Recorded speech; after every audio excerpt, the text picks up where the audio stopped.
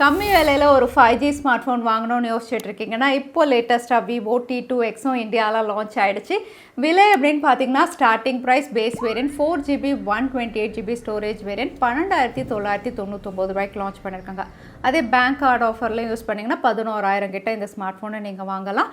இந்த விலைக்கு ஒரு புது சிப் MediaTek dimensity 6020 இந்த பேரில் லான்ச் பண்ணியிருக்காங்க. ஸோ நிறைய பேருக்கு இந்த புது சிப் எப்படி இருக்கும் அப்படிங்கிற ஒரு கன்ஃபியூஷன். ஸோ இந்த விலைக்கு புது சிப்போட இந்த ஸ்மார்ட் ஃபோன் எவ்வளோ தூரம் நல்லா இருக்குது அப்படின்னு டெஸ்ட்டும் பண்ணிடலாம். அதுக்கு முன்னாடி குவிக் அன்பாக்சிங் பாக்ஸில் என்னென்ன இருக்குன்னு பார்த்துடலாம். பாக்ஸ் ஓப்பன் பண்ணோடனே Vivo T2x ஸ்மார்ட் ஃபோன் உள்ளே இருக்குது. இது கூடவே TPU கேஸ் நல்ல குவாலிட்டியோடு கொடுத்துருக்காங்க. யூசர் மேனுவல் இருக்குது, நீங்கள் படித்து பார்த்துக்கலாம்.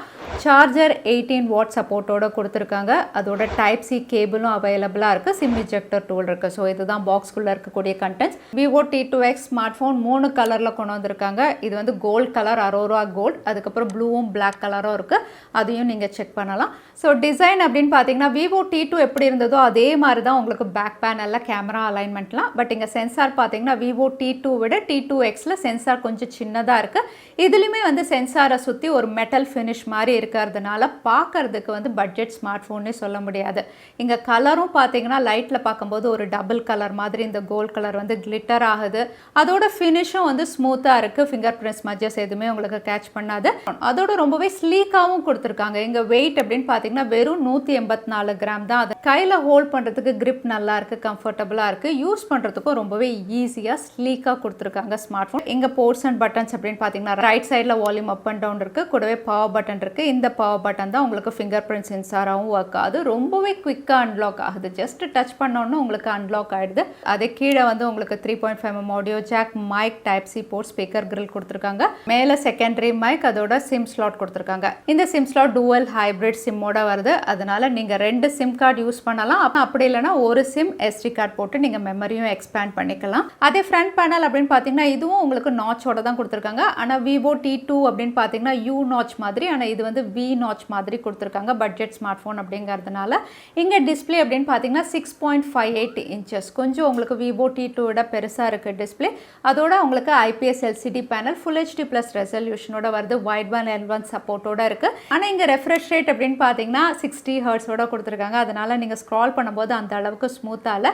இதில் வந்து உங்களுக்கு டிஸ்பிளே குவாலிட்டி அப்படின்னு பார்க்கும்போது வந்து கலர்ஸ் ரொம்பவே நல்லா இருக்குது. எஸ்பெஷலி கான்ட்ராஸ்ட் ரொம்ப அழகாக இங்கே ஆப்டிமைஸ் பண்ணியிருக்காங்க அப்படின்னு சொல்லணும். எந்த மூவிஸ் எந்த கிளிப்ஸ் பார்த்தாலுமே வந்து கான்ட்ராஸ்ட் ரேஷியோ அழகாக பேலன்ஸ் பண்ணியிருக்கிறதுனால டிஸ்பிளே பார்க்கறதுக்கு ரொம்பவே நல்லா இருக்குது. அதே பெர்ஃபார்மன்ஸ்க்கு புது சிப் MediaTek dimensity 6020யோட கொடுத்துருக்காங்க. இது 7 nanometerல ப்ராசஸ் பண்ண சிப் செட். இதோட கிளாக் ஸ்பீட் 2.2 GHz, UFS 2.2 ஸ்டோரேஜோட வருது. இதுலேயும் வந்து எக்ஸ்டெண்டட் ரேம் கொடுத்துருக்காங்க. புது சிப் அதனால் கம்ப்ளீட்டாக டெஸ்ட் பண்ணணும் அப்படின்னு சொல்லி ஸ்கோர்ஸ் எல்லாம் ரன் பண்ணி பார்த்தேன். இங்கே அந்த ஸ்கோர்ஸ் அப்படின்னு பார்த்தீங்கன்னா பேஸ் வேரியன்ட் 4GB என்கிட்ட இருக்காது, உங்களுக்கு 3 lakhs கிட்ட ஸ்கோர் பண்ணியிருக்கு. அதே நீங்கள் ஹையர் வேரியன்ட் வாங்கினீங்கன்னா 3,80,000 வரைக்கும் உங்களுக்கு ஸ்கோர்ஸ் இருக்கும். இந்த ஸ்கோர்ஸை நம்ம மற்ற சிப்போட கம்பேர் பண்ணணும் அப்படின்னு பார்த்தீங்கன்னா வந்து MediaTek dimensity 700 அளவுக்கு வந்து இது பெர்ஃபார்ம் பண்ணும் அப்படின்னு சொல்லலாம்.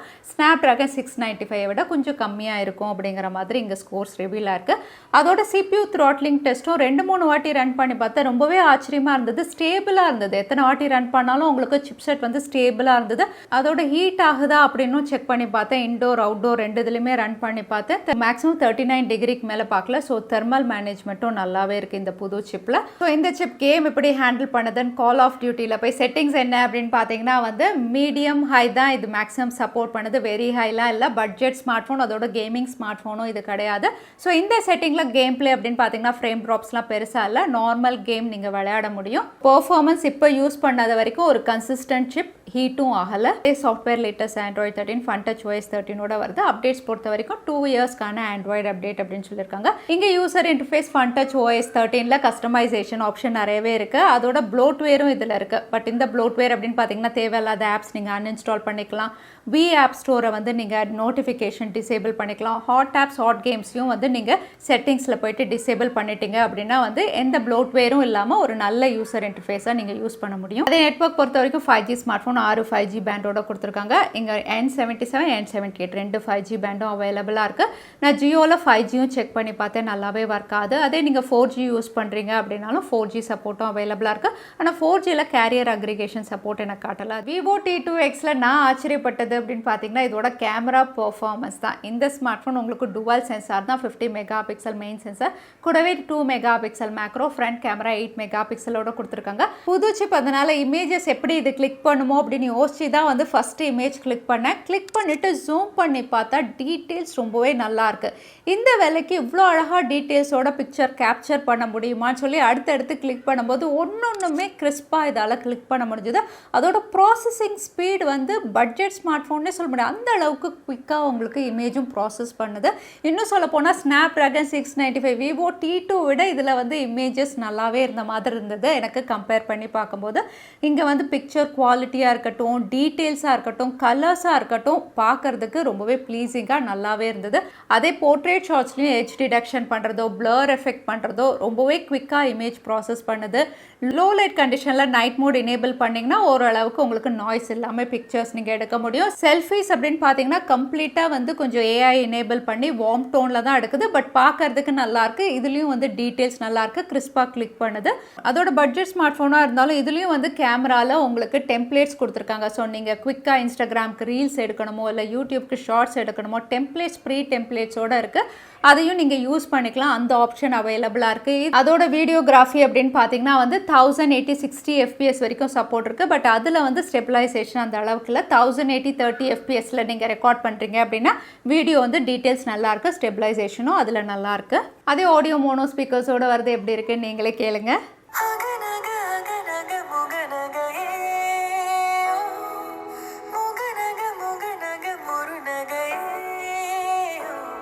ஆடியோ குவாலிட்டி எப்படி இருக்குன்னு நீங்களே கமெண்ட் பண்ணுங்க. Battery capacity 5000 mAh, 18 watt charger உங்களுக்கு பாக்ஸில் இருக்குது. ஸோ பேட்டரி ஆப்டிமைசேஷன் நல்லாயிருக்கு. நார்மல் யூசர் அப்படின்னா தாராளமாக ஒரு நாள் மேலே யூஸ் பண்ணுற அளவுக்கு வந்து உங்களுக்கு 5000 mAh கெப்பாசிட்டியோட வருது. ஸோ Vivo T2x 13,000 ரூபாய்க்கு ஒரு 5G ஸ்மார்ட் ஃபோன் அப்படின்னு பார்க்கும்போது வந்து இங்கே பெஸ்ட் அப்படின்னு சொல்லணும்னா 2 விஷயம் சொல்லலாம். First camera. இந்த ப்ரைஸ் செக்மெண்ட்டுக்கு வந்து one of the best camera அப்படின்னு சொல்கிற அளவுக்கு பிக்சர்ஸ் நல்லாவே கிளிக் பண்ணுது. அதோட வந்து உங்களுக்கு கேமராவில் நிறைய டெம்ப்ளேட்ஸோடு கொடுத்துருக்காங்க. ஃபீச்சர்ஸும் அவைலபிளாக இருக்குது. கேமரா செக்மெண்ட் நல்லாயிருக்கு. அதோட டிஸ்பிளேவும் IPS LCD பேனலாக இருந்தாலும் கான்ட்ராஸ்ட் ரேஷியோவை நல்லா ஆப்டிமைஸ் பண்ணியிருக்கிறதுனால நீங்கள் மூவிஸ் பார்க்குறீங்கன்னா டிஸ்பிளே குவாலிட்டியுமே நல்லாயிருக்கு. அதோட இந்த ப்ரைஸ் செக்மெண்ட்டுக்கு பெர்ஃபார்மன்ஸும் டீசெண்டாக இருக்குது. கூடவே பேட்டரி ஆப்டிமைசேஷனும் நல்லாயிருக்கு. ஸோ இங்கே குறை அப்படின்னு பார்த்தீங்கன்னா இந்த ப்ரைஸ் செக்மெண்ட்டுக்கு பெருசாக குறை சொல்கிறதுக்கு இல்லை. இருந்தாலுமே இது 60 Hz அப்படிங்கிறதுனால நீங்கள் ஒருவேளை 90 Hz 120 Hz ஸ்மார்ட் ஃபோன்லாம் யூஸ் பண்ணிங்கன்னா இதை நீங்கள் யூஸ் பண்ணும்போது வந்து உங்களுக்கு ஸ்க்ரால் பண்ணும்போது அந்த அளவுக்கு ஸ்மூத்தாக இருக்காது. அதோட ஹாப்டிக்ஸ் அப்படின்னு பார்த்தீங்கன்னா அதுவும் பட்ஜெட் ஸ்மார்ட் ஃபோன் இல்லையா, உங்களுக்கு சுமாராக தான் கொடுத்துருக்காங்க. ஸோ Vivo T2x இந்த ஸ்மார்ட் ஃபோன் பற்றி நீங்கள் என்ன நினைக்கிறீங்க தவறாமல் கமெண்ட்டில் ஷேர் பண்ணுங்கள். வீடியோ பிடிச்சிருந்தா லைக் பண்ணுங்கள், உங்கள் ஃப்ரெண்ட்ஸோடையும் ஷேர் பண்ணுங்கள். இன்னொரு வீடியோவில் பார்க்குறேன். Stay safe, stay happy.